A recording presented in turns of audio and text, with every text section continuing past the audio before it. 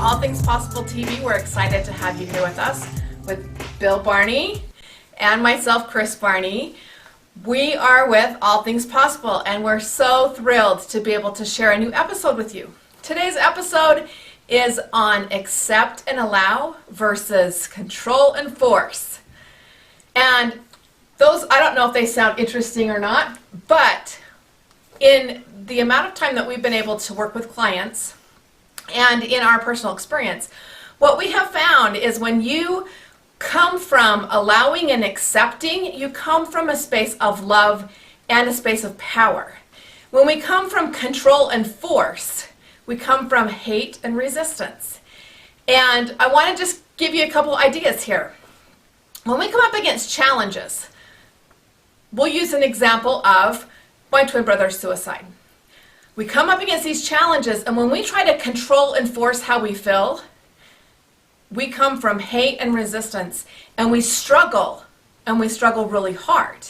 When we come from allow and accept, could I change it? No. But I could choose how I wanted to feel about it. I wanted to allow and accept what had happened, and now I could come from a space of, I want to remember him for the good. I want to remember him for what I was able to share with him and have those good memories. So those are just a couple of things that I want to get your mind thinking and really get into this, because we're going to be talking a lot. Bill and I are both going to be sharing stories and different pieces of information in this episode. Another one that I want to bring up is sometimes we don't have any choice in someone else's choices. Other people make their own choices, dang it. And even our kids make choices, and maybe we don't agree with it. When we try to control and force, what we come up against is resistance, dislike, and anger, frustration. When we can allow and accept that they have their own choice and that they have their opportunity to be big and choose their choices, however that may look, we come from a completely different space, and we allow them to have some choice. Well, and we feel like that this is an important thing for both of us to share together, because with Kris, with the mentoring and training that she does, and with myself, with the healing and releasing emotional blockages and stuff, it's this same principle that can make the difference between success and failure on both ends. For the people that you're mentoring, for the people that I'm working with on healing sessions, is about accepting and allowing, but still working towards changing without going into that, I have to control it, I have to force this thing. Force it and control it. And when you do that, like Kris says, it turns into a negative feeling. It goes to hate and resistance. And then you got this big energy blockage here. No matter whether you're trying to change something about yourself, a health issue, a relationship, whatever it is. So there's a very fine line to walk, and that's what we want to talk to you about today. Awesome. Before we get too far into this, we want to encourage you to get your gift. Go to our website. It's allthingspossible.biz. That's www.allthingspossible.biz, right here on the screen. Ta-da, ta-da. And get your free traits. We teach 7 traits, and it's a way to change your life and almost immediately have results if you will align yourself with those 7 traits in your life. And also, when we do an episode and it's the two of us together, we like to offer a strategy session. And you can choose to get a free strategy session with either Bill or myself. Again, you go to the website and you click the Contact Us button and send us an email and state whether you'd like a session with Bill on healing or you would like a session with me on mentoring. We love to give, and we love to be able to change lives and to assist you to go to the next level. And the other thing, the reason we like to offer this is to give us a taste. I mean, give you a taste of what it is like to work with us. You may have never actually tried working with a mentor, or you have, and maybe it didn't go so well. It gives you a taste of what it's like to work with Kris. I just noticed something. There's a little monitor behind our camera. One of us is photogenic and the other one is not. So I hope you're focusing on my message and her looks. I don't know if I agree with that, but we're going to go ahead. So let's get started with this. And first I want you to kind of talk about how you got into this. How did we start to recognize this? This principle I first got real familiar with about 15 years ago when I really started working with energy and getting into energy healing on a deeper level, really realizing that this was a passion that I have in life and a gift and a talent to work with energy. And if I can introduce you to a principle, it's called cloud busting. And if you're interested in this, just research on the internet, cloud busting. There's other things that are a little bit different, but you'll find what we're talking about here. But here's the principle. You can take and stare at a cloud up in the sky and just pick a small cloud and focus your attention on that and just think, you know, I would like for that cloud to just kind of melt away and disappear. And when you do that, if you just have those kind feelings of, you know, I would like that to happen, you will watch it just melt away and disappear. And I am totally amazed, like with my kids, and showing them. And me, if it sounds crazy, I thought it did too. And I was like, okay, you go bust a cloud for me. I have to see this. And she had to see it several times when he decided. Because I would get there and I would go from control and force, and I'd be like, dang it, go away. Didn't work. And she'd say, oh, that was just a coincidence. But we did it enough that she could see, no, there is something to that. And I love this principle. Not that I don't want everybody to go out and make clouds disappear. We don't need a drought. But it's something that you can see. Clouds are very subtle energy. It's just moisture in the air. Okay? But yet you can look at a cloud and you can see definite and immediate results. What you're doing.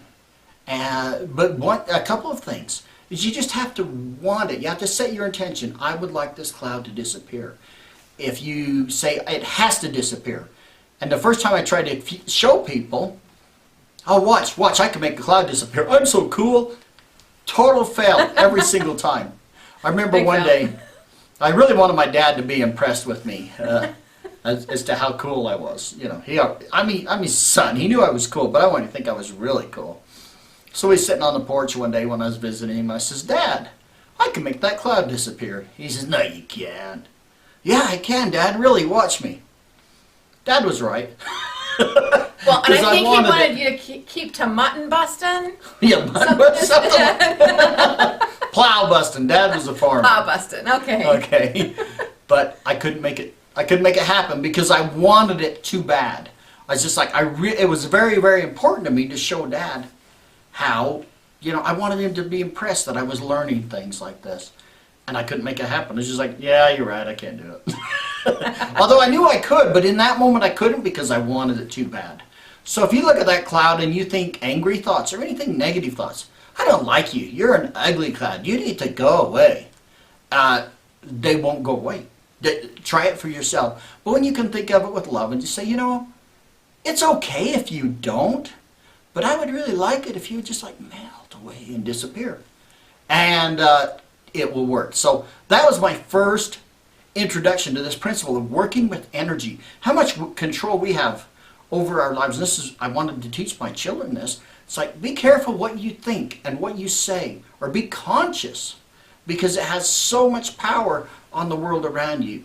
And working with the clouds, they could immediately see their results as to when they were and were not getting results. Right. What we focus on is what we get. So when we're focused in the negative and we're focused on that control and forcing things, we stay in resistance. We stay stuck. You've heard us say that love is the greatest power in the universe. And this is really, when you can love it in gentle feelings, it's amazing the power that you have. But when you come from a negative side, and this has to happen, and it must happen, and I'm going to control, it locks it right down. And really that's a principle that applies to, I think, anything that we're trying to change in our lives. Absolutely. There's a fine line to walk, and we'll get into where that fine line is. Another thing, I just did a video a few weeks ago on tapping, on emotional freedom technique.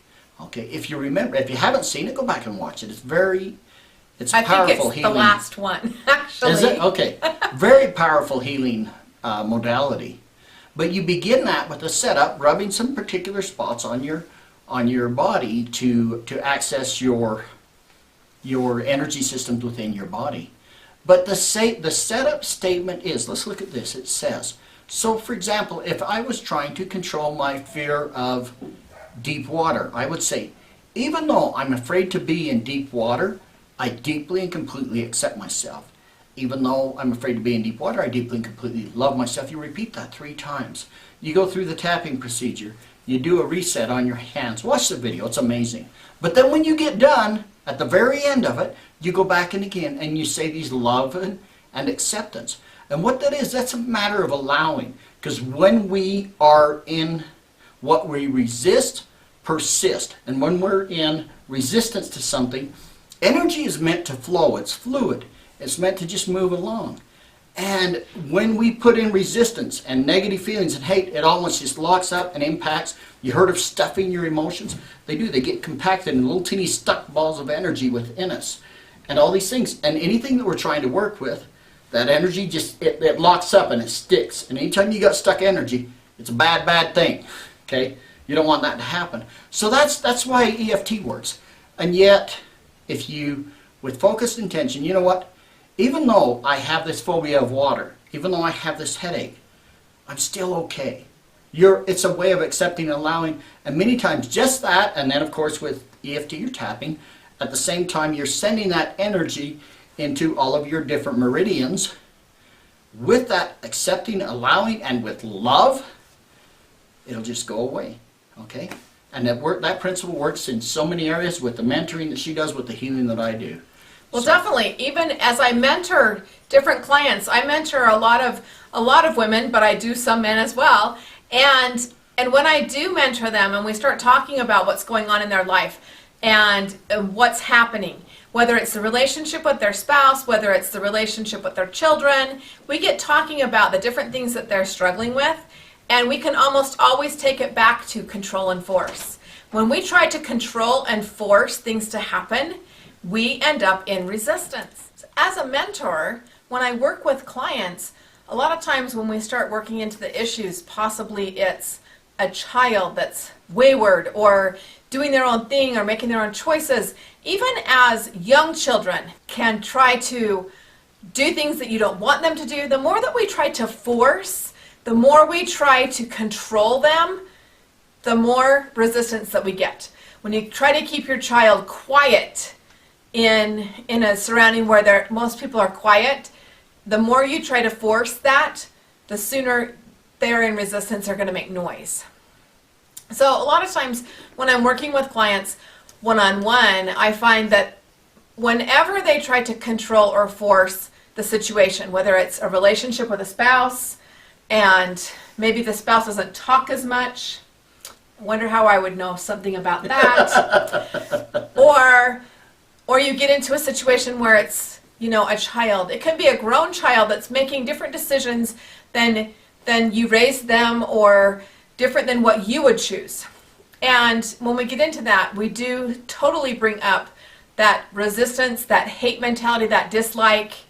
And not that a child or a spouse is going to hate you, but it does bring up that dislike and the resistance that comes with it. It's natural for us to want to, especially when it comes to children, when they're younger, you will clean up your room or whatever. You don't have playtime, and we could really force them. And as they get older, yes, we need to do that to teach them, but as they get older, we need to allow them to start making choices. But it's hard to, it's our natural go-to emotion or go-to thing to just want to force them, to tell them what to do and expect that it be done, to control situations. I'm the mom, I'm the boss. One of the things, we had one of our children, I'm not telling you which one, but one of our children, we used to laugh and say, "You are not the mom. You do not get to control this. You do not get to force it." And it was interesting because it was part of his personality, and part of the way he wanted to be was to control and to force.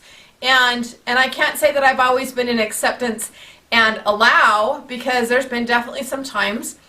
Many of you know that we recently had a daughter that traveled out of the country all by herself and without a plan.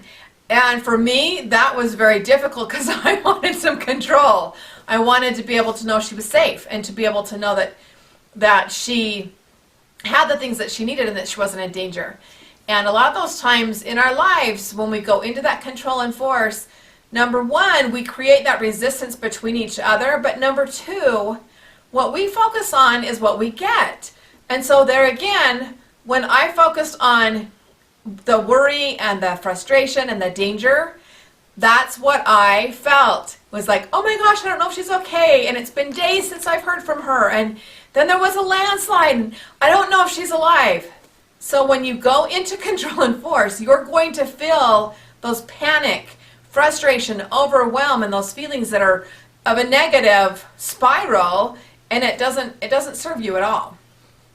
I want to go into a little bit of acceptance and allowance, because when we accept and allow, I want you to know what it is not. Because there's a very fine line here with it. There's a very fine line of, do we accept and allow it, do we let it go, or do we control it? And again, if you go back to the cloud scenario, there's a very fine line where we are very effective and very powerful and come from a space of love. So this is a real good thing to talk about, what it is, what really, where that fine line lays.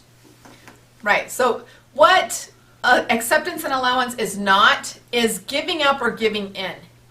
Meaning that just because you accept and allow a child to have room to make a choice, it doesn't mean that you give up teaching them. It doesn't mean that you give in to where they get their way. Hey, we're parents. We still know what's best, right?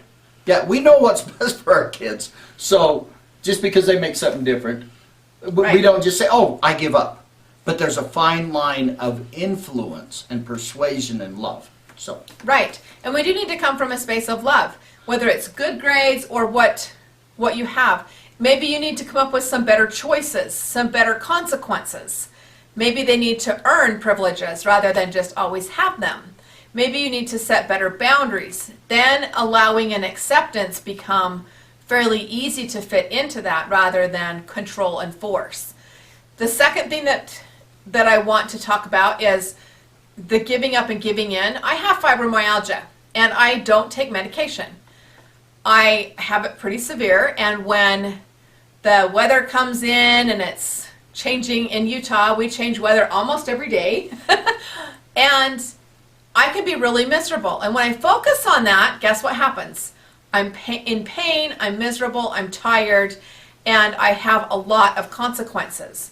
When I was diagnosed with fibromyalgia, it wasn't that I was going to give up or give in. I had to choose how to make my life healthier, how to feel better, and how to be able to handle having that. Now, at the same time, if I'm complaining about it all the time, every post I put up on Facebook is about fibromyalgia and how miserable I am and how everyone needs to know all the complications I'm having, that is not serving me. That's when you're into fighting and resisting.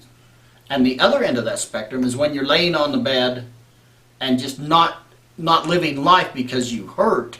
That's giving up and giving in. It's finding that balance in between. Right. And it can be, there are some days that it's just like, you know what, I get to give myself a couple of hours.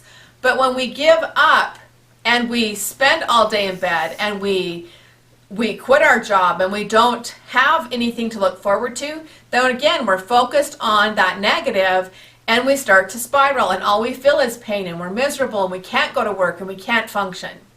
It's when we get out of that and we don't go into that give up and give in. The other thing is ignoring it. A lot of times we get into behaviors where we think, oh, if we just ignore it, it will go away. We, as a family, a few years ago, took in a nephew.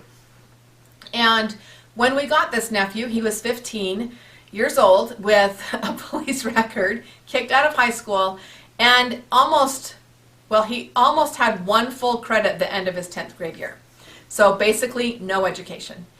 And he had not lived at home for a long time. Some of the things that were going on for him was that there wasn't consistency. Everybody was in control and force him to do certain things, but on the other side of it, there was, no balance for him. People had given up on what to do. It was either force him or just give up and let him have his way. There was no in between. And what happened with this was when we got him, he was like, he acted many years younger than he was. And we were like, okay, we got to start and really learn about him and what's going on. As the more we got to know about him, the more we found out with his condition. He had Asperger's. And so by not having structure, by not having a little bit of structure and everything in place of how to help him, he had gotten out of control. And by taking it to accept and allow, we were able to make a huge difference in his life. In 18 months, almost 2 years, he was able to catch up on his education, graduate on time. He was an Eagle Scout, finished his scouting. It took a ton of patience and a ton of work on our part, but it took a ton on his part too. He decided to accept his situation. Absolutely. And allow us to help him. He was given choices in every area. If you want to go to the sand dunes, then you'll stay at school all week. If you want to go play, then you'll do this. You can choose. You can choose to be at school and stay there, or you can choose to come home, but you will go stay somewhere for the weekend and not go play with us. There was some pretty harsh, we had to have black and white. He was 15, and he needed to learn quickly how to handle that. And he did very well. We love him dearly. Loved him as our own child. He's doing really good now. But it was a situation where, number one, he had a condition that nobody wanted to pay attention to. In fact, he was actually diagnosed by medical practitioners, and it was shoved under a rug and said, well, I don't think so, so we're not going to even, it was ignored. And that was the condition. He would have had help sooner. So be careful not to give up or give in to certain situations, whether it's health-wise, whether it's a difficult child. Sometimes we get difficult teenagers and we're like, they're teenagers and they're going to be like this and we're going to be miserable. So I'm going to go to control and force. The more we control and force, the more they act out. The more that they put their walls up and they push back. And then we don't have the love and the power. When you can come from love, you have a lot more power. We've had situations with a couple of children. We have 4, but we have a couple that have chosen different choices than we would have chosen for them or wanted for them. And in that decision-making time for them, we've had to learn how to come from unconditional love. Yeah, and absolutely. We have to find that balance. And you know what? That balance is not the same place for every person. You really have to be in tune to the individual and to be in tune with your heart and your intuition, your higher power, to know where that fine line is. Because there's a very fine line where you are working at maximum power, right in there of accepting and allowing, but with love, influencing. I think the perfect thing for that is the serenity prayer. God, forgive me if I don't do this just right, but it's... Did you not go to AA? I haven't been for a while, let's put it that way. God, give me the strength to change the things that are within my power. Give me the serenity to accept the things that I cannot change. And give me the wisdom to know the difference. Okay, and that's where I think if we can use that as a good guideline, what things can I change? Give me the power to do that. The things that I can't change, accept them. And then wisdom to know the difference. But you know what? There's things that we say we cannot change in life. The death of someone is something that you cannot change. So do we give up and give in? Oh, they died. Life is bad. We still have control and power and choice. We can choose what our experience of their death is. Do we choose to focus on the tragedy that they're no longer gone, on that they're no longer here, on the injustice of life? Perhaps we can get angry at our higher power, because if he was a loving God, he wouldn't have taken them away from us. And we can get stuck, and this is all stuck energy because it comes from low emotions of anger, resentment, judgment. But yet we can accept and allow. Again, the wisdom. Is this something that I can control? Right now, I cannot change the fact that this person is not in my life right now. What I can control is how I feel about that.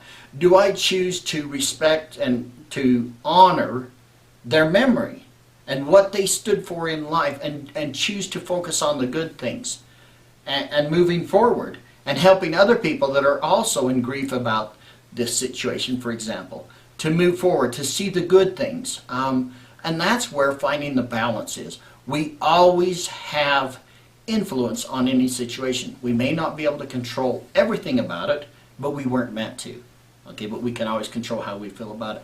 With our kids, I think you were going to share a little bit about some of the choices that they've made and some options that we had as to where on this scale to control and cause resentment and come from a force to where there's feelings of maybe not go as far as hate, but very strong negative feelings, to accepting love. Where do you find that balance in between? Do you want to share about that? Well, one of the things that a few years ago, our oldest son, had his second bout with cancer. And that's one of the first things that I want to bring up, is that it's not in his control. Like getting all upset that we have to go through brain tumor surgery over and over and over. I mean, those feelings come in, but we've got to control that.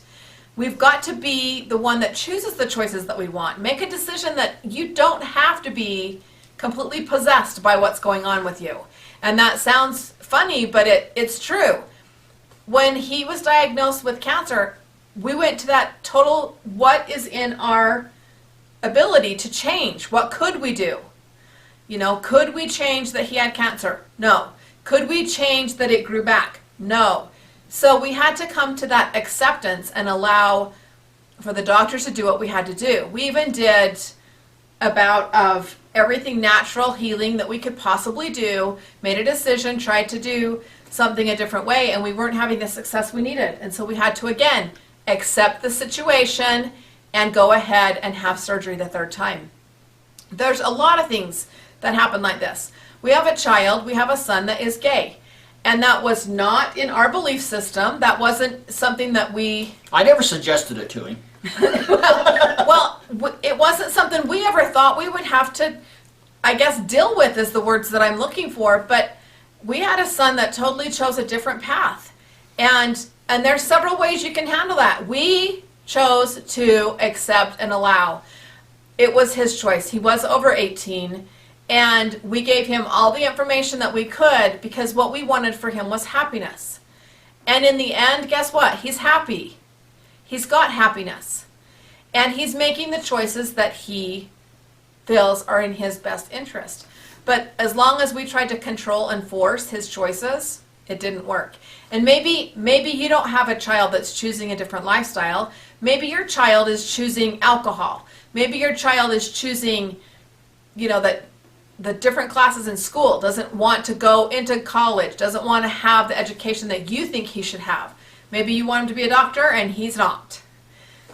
We need to have the opportunity to accept and allow them to do things the way they're going to do them and let them make their choices. Yes, we need to be parents. Yes, we need to guide, we need to direct, we need to lead, but we don't need to force. We don't need to try to control. Let's go to a child, to an infant. If an infant is crying, fussy, upset, the more you try to quiet the baby, stop the baby from crying, the worse it gets. When you force that child, you are going to be quiet because I said so, because I'm the adult. Hey, I really believe that's where a lot of shaken baby syndrome comes from. Is people get so frustrated. You have to be quiet. And it just builds to where it's a battle of wills and the child doesn't stop crying, and they end up hurting the child that they love more than life, and yet they hurt it because they're trying to force that. And they get so stuck in this force cycle. Well, and they go into resistance. So both parties are in resistance. So the baby's upset and frustrated and tired. The parent's frustrated, tired, the babysitter, whatever that is. And then we go into a cycle that is completely in the negative. And we're on the downward part of the spiral. We're in overwhelm, frustration, anger. And we feel out of control. And yet when we can accept that this baby has colic, these are the things that we need to do about it, these are the steps we can take, we need to allow for those things to happen. And when we do that, we can be more centered with ourselves, we come from a space of love, and then we have more power. Well, and back to the thing with Blake. I've seen a lot of families, when you get stuck in that cycle of, I'm going to control this, I've seen several families who have told their children, if you're going to live like that, you are not welcome in this house. You're not welcome at our family parties. Don't come around and embarrass us. And there's no positive outcome there. I'm actually not aware of anyone who's ever said, oh my gosh, if you're going to not allow me to come to the Thanksgiving party, then yeah, sure, I'll change everything about my life. Yeah, absolutely. Just don't make me miss the turkey. It doesn't happen. It just creates, it spirals down, and it creates more discontent, and it turns into hatred and those very negative feelings when you try to force and control.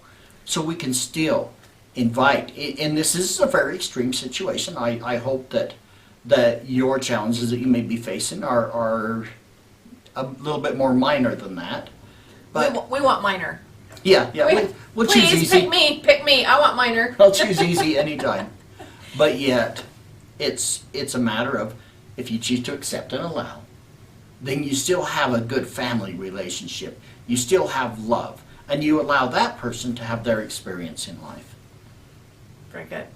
Thanks for joining us today.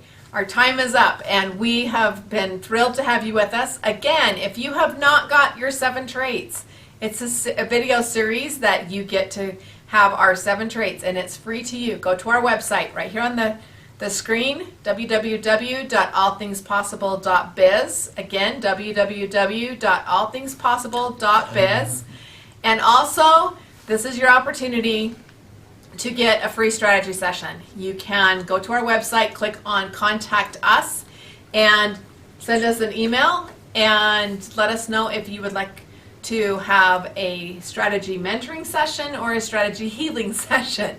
Thanks for being here, and we hope that you can take in your acceptance and allow versus control and force. Have a great week, and we'll see you next time here on All Things Possible TV. Bye-bye. See ya.